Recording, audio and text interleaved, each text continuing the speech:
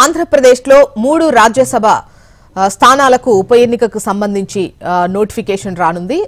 పశ్చిమ బెంగాల్, ఒడిశా, హర్యానాల్లో కూడా రాజ్యసభకు ఖాళీ అయినటువంటి ఒక్కో స్థానానికి జరగనున్నటువంటి ఉప ఎన్నికలకు ఇవాల్టి నుంచి నామినేషన్స్ స్వీకరిస్తారు. ఈ నెల 10వ తేదీ వరకు నామినేషన్లు పరిశీలిస్తారు. 13వ తేదీ వరకు నామినేషన్లు ఉపసంహరించుకోవచ్చు. రాజ్యసభ ఉప ఎన్నికలకు పోటీ అనివార్యమైతే ఆయా స్థానాలకు జనవరి 20న పోలింగ్ నిర్వహిస్తారు.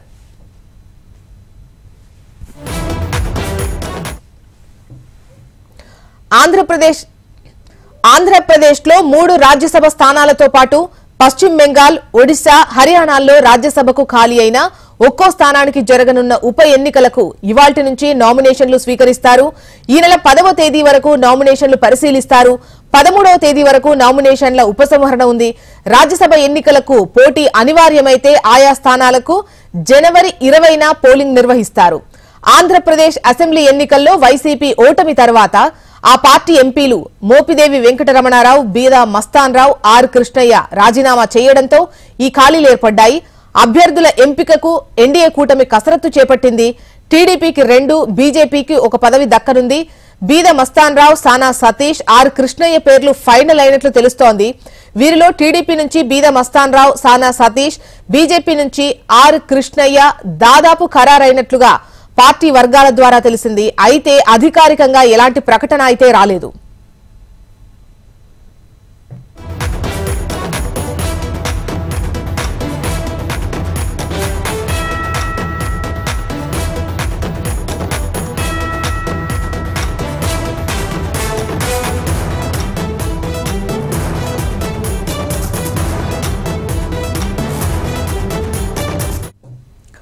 ఆంధ్రప్రదేశ్లో 3 రాజ్యసభ స్థానాలతో పాటు పశ్చిమ బెంగాల్, ఒడిశా, హర్యానాల్లో రాజ్యసభకు ఖాళీ అయిన ఒక్కో స్థానానికి జరగనున్న ఉప ఎన్నికలకు ఇవాల్టి నుంచి నామినేషన్స్ స్వీకరిస్తారు.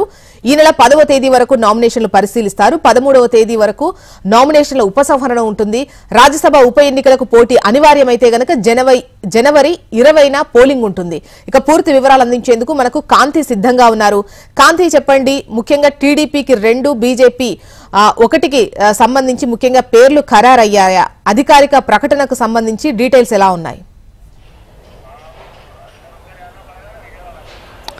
జ్యోత్స్న, ఈ రోజు నుంచి రాజ్యసభ దీనికి సంబంధించి ఎన్నికలకు సంబంధించినటువంటి నామినేషన్ దాఖలు చేసుకునేందుకు అవకాశం కల్పిస్తూ ఎన్నికల కమిషన్ ఉత్తర్వులు జారీ చేసింది. అయితే దీంట్లో భాగంగా ఏదైతే ఎన్నికల కమిషన్ ఇచ్చినటువంటి రూల్స్ ని ఇది చేస్తూ ఈ రోజు నుంచి నామినేషన్ దాఖలు చేసే అవకాశం అభ్యర్థులకు ఉంటుంది. ఇక 3 ఆంధ్రప్రదేశ్ నుంచి ఖాళీ అయినటువంటి 3 రాజ్యసభ సీట్లకు సంబంధించినటువంటి అంశంలో 3కి పేర్లు కూడా దాదాపుగా ఖరారైనట్లుగానే చెప్పుకోవాలి. టీడీపీ నుంచి 2, బీజేపీ నుంచి 1 ఈ రాజ్యసభకి ఖాళీ అయినటువంటి ప్లేసెస్ లో భర్తీ చేసే అవకాశం కనిపిస్తా ఉంది. ఇక బీజేపీ నుంచి పోటీ చేస్తున్నటువంటి ఆర్ కృష్ణయ్య బీసీ నేతగా, అంటే ఉద్యమ నేతగా, బీసీ ఉద్యమ నేతగా పేరున్నటువంటి నాయకుడు, తెలంగాణకి సంబంధించినటువంటి నాయకుడు అయినప్పటికీ గత వైఎస్ఆర్సీపీ హయాంలో ఏదైతే వైసీపీ తరపు నుంచి రాజ్యసభ సభ్యునిగా ఆయనకి అవకాశం దక్కింది. అయితే ఆ తర్వాత జరిగినటువంటి పరిణామాలు, రీసెంట్ గా జరిగినటువంటి ఆంధ్రప్రదేశ్ ఎన్నికలలో టీడీపీ అధికారంలోకి రావడంతో తిరిగి ఆర్ కృష్ణయ్య తన పదవికి వైఎస్ఆర్సీపీకి రాజీనామా చేయడంతో మళ్ళీ ఆర్ కృష్ణయ్యకు ఆ సీటు దక్కే అవకాశం లేదు అని భావించారు. అయితే అనూహ్యంగా ఆర్ కృష్ణయ్య బీజేపీ నుంచి ఈ సీటు దక్కించుకునే అవకాశం కనిపిస్తోంది.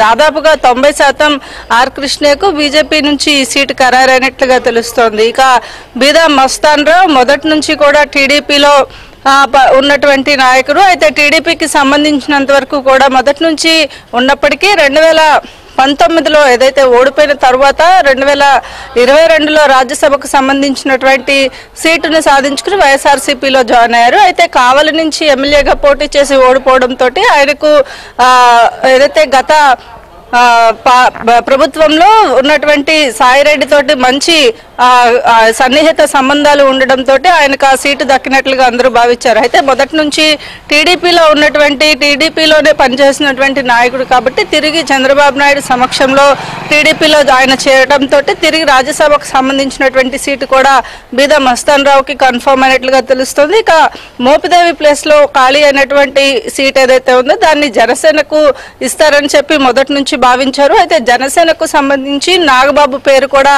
బాగా కీలకంగా వినిపించినప్పటికీ కూడా ఈ రెండో సీటు కూడా టీడీపీకే ఇచ్చే అవకాశం మాక్సిమం కనిపిస్తోంది. దాదాపుగా పేర్లు కూడా ఖరారైనట్లుగా తెలుస్తా ఉంది. సనా సతీష్ అనే అతనికి టీడీపీ నుంచి ఈ సీటు ఖరారయ్యే అవకాశం కనిపిస్తోంది. జ్యోత్స్న, ఏదైతే ఈ రాజ్యసభకు సంబంధించినటువంటి నామినేషన్స్ ఏవైతే ఉన్నాయో గడువు తేదీ 10వ తేదీ వరకు ఉండడంతో నామినేషన్స్ వేసేందుకు కూడా సిద్ధమవుతున్నారు అని చెప్పుకోవాలి. జ్యోత్స్న.